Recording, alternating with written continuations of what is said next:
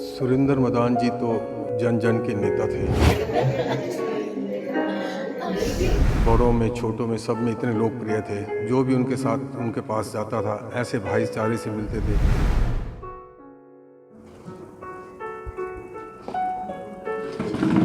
कैथल की राजनीति के एक युग का अंत हो गया है। बेबाक आवाज, मिलनसार व्यक्तित्व और जनता के बीच रहने वाले कद्दावर नेता पूर्व मंत्री सुरेंद्र मदान अब हमारे बीच नहीं रहे। उनके निधन की खबर ने न सिर्फ उनके परिवार को बल्कि पूरे कैथल और हरियाणा की राजनीति को गहरे शोक में डुबो दिया है। जानकारी के अनुसार सुरेंद्र मदान नोएडा में एक पारिवारिक विवाह समारोह में शामिल होने गए थे। मंगलवार देर रात करीब 2 बजे उन्हें अचानक सांस लेने में तकलीफ हुई। परिजन तुरंत उन्हें अस्पताल ले गए, लेकिन नियति को कुछ और ही मंजूर था। डॉक्टरों ने उन्हें मृत घोषित कर दिया। उनके बेटे मानव मदान के मुताबिक दिल का दौरा पड़ने की वजह से उनका निधन हुआ। 73 वर्षीय मदान अपने पीछे एक भरा पूरा और हंसता खेलता परिवार छोड़ गए हैं। मेरे तो निजी बहुत ही मेरे दोस्त भी थे, मेरे साथी भी थे। और जहाँ तक उनकी राजनीतिक पारी का सवाल है, मैंने उनकी राजनीतिक पारी में उनके एक सहायक के तौर पर काम भी किया है। बहुत बढ़िया इंसान थे, मिलनसार थे। हम सभी जो है ना उनके साथ कंधे से कंधा मिलाकर चला करते थे। उनके बारे में थोड़ी जानकारी दें, पॉलिटिकल कैरियर के बारे में, तो आम लोगों को। आरंभ से ही उनको थोड़ा राजनीति का शौक था। वो ठेकेदारी का काम करते थे, तब भी अपने काम को छोड़कर शुरू से देवीलाल परिवार से, चौटाला परिवार से जुड़ गए थे। और उनके साथ उनकी मीटिंगों में जाना, उनके फंक्शंस में जाना, ये उनका काम था। और वो उनको बहुत मज़ा भी आया करता था। जब 1987 में लोकदल की उनको टिकट मिली तो एक देवीलाल की आंधी के साथ साथ सुरेंद्र मदान जी की भी आंधी थी कैथल के अंदर। सभी बरादरी ने, सभी साथियों ने उनका बहुत सहयोग किया और वो बहुत अच्छे मार्जिन से जीते। और पहले ही टर्म में वो मंत्री भी बने।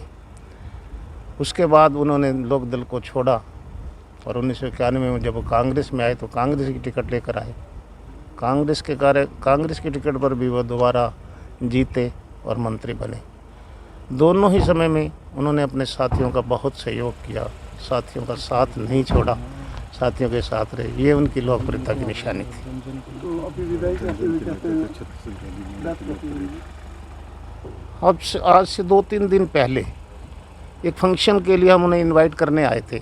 तब उनके साथ हमने इकट्ठे चाय पी, बैठे रहे, अपना एक इनविटेशन कार्ड दिया। तो उसके बाद जैसे आज सुबह हमें पता चला कि वो एक फंक्शन में गाज़ियाबाद गए हुए थे। उनके बेटे की रिश्तेदारी में वो शादी थी, उस फंक्शन में गए हुए थे। वहीं उनको कुछ बेचैनी महसूस हुई। हॉस्पिटल भी शायद ले गए, लेकिन वो बच ना सके और अपने प्राण दे। परिजनों ने बताया कि सुरेंद्र मदान का राजनीतिक सफर करीब 4 दशकों का रहा। 1987 में उन्होंने पहली बार लोकदल के टिकट पर चुनाव जीता और प्रदेश सरकार में लोक संपर्क एवं उड्डयन मंत्री के रूप में अपनी सेवाएं दी। इसके बाद 1991 में वे कांग्रेस के टिकट पर दोबारा विधायक चुने गए। पंजाबी समाज और व्यापारिक वर्ग में उनकी गहरी पैठ थी। वे एक ऐसे जमीनी नेता थे जिन्होंने भाजपा युवा मोर्चा से सफर शुरू कर कांग्रेस, इनेलो और हरियाणा जनहित कांग्रेस जैसे दलों में अपनी अमिट छाप छोड़ी।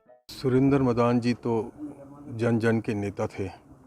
बड़ों में छोटों में सब में इतने लोकप्रिय थे। जो भी उनके साथ उनके पास जाता था ऐसे भाईचारे से मिलते थे। ये नहीं कि वो एक पंजाबी समाज से जुड़े हुए थे, वो हर जो है 36 बरादरी में ऐसे जुड़े हुए थे। गांव में जगह जगह हर चौपाल पे उनकी चर्चा होती थी कि मदान साहब जैसा कोई भी है, जो इंसानियत, जो व्यक्तित्व है, वो बहुत कम मिलता है। अभी परसों भी मिले हैं, कल उनकी शादी की सालगिरह भी थी। हम सब ने उनको बधाई दी, उन्होंने सबको बधाइयों का जवाब भी दिया। और आज सुबह ऐसे ही अचानक पता लगा, बहुत बुरा, बहुत अच्छा व्यक्तित्व खो बैठे। शहर वालों को बहुत नुकसान। बहुत ही सिंपल शख्सियत थे, डाउन टू अर्थ थे और मिलनसार थे। लोगों के सुख दुख में शामिल होने वाले थे और बहुत ही सिंपल बैकग्राउंड से अपनी राजनीति की शुरुआत की। सीवन गेट जैसे मोहल्ले से अपनी राजनीति की शुरुआत की और पहला इलेक्शन 1987 में लोकदल की टिकट पे लड़ा और विजय प्राप्त की। उसके बाद फिर उन्होंने 1991 में कांग्रेस की टिकट पे इलेक्शन लड़ा और फिर दोबारा विजय प्राप्त की और उन्हें 1990 में लोकदल पार्टी ने मिनिस्टर ऑफ स्टेट बनाया नवंबर 1990 में। और उसके बाद 1991 में उन्हें भजनलाल गवर्नमेंट में minister of state for technical education, public relation and civil aviation बनाया। तो वो 1991 से 1996 तक minister of state for civil aviation, technical education and public relation रहे। उसके बाद भी वो राजनीति में उन्होंने अपना राजनीतिक सफ़र जारी रखा। 1996 में उन्होंने आज़ाद इलेक्शन लड़ा कैथल विधानसभा से, फिर 2000 में फिर वो कांग्रेस की टिकट पर विधानसभा इलेक्शन लड़ा, और फिर 2009 में उन्होंने हरियाणा जनहित कांग्रेस की टिकट पर विधानसभा इलेक्शन लड़ा। तो कैथल विधानसभा हलके से उन्होंने 5 इलेक्शन लड़े। तो राजनीतिक सफ़र उनका 35-40 साल का कैथल विधानसभा हलके में राजनीतिक सफ़र रहा। धन्यवाद। पब्लिक से रिलेशन कैसा रहा? पब्लिक से उनका बहुत अच्छा रिलेशन रहा।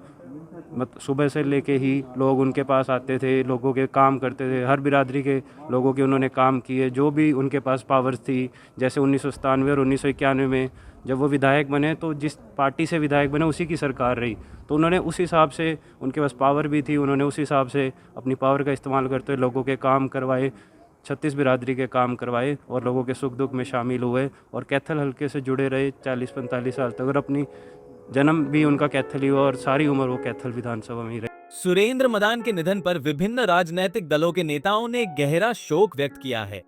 उनका पार्थिव शरीर कैथल लाया गया है, जहां उनके निवास स्थान पर अंतिम दर्शन के लिए समर्थकों का तांता लगा हुआ है।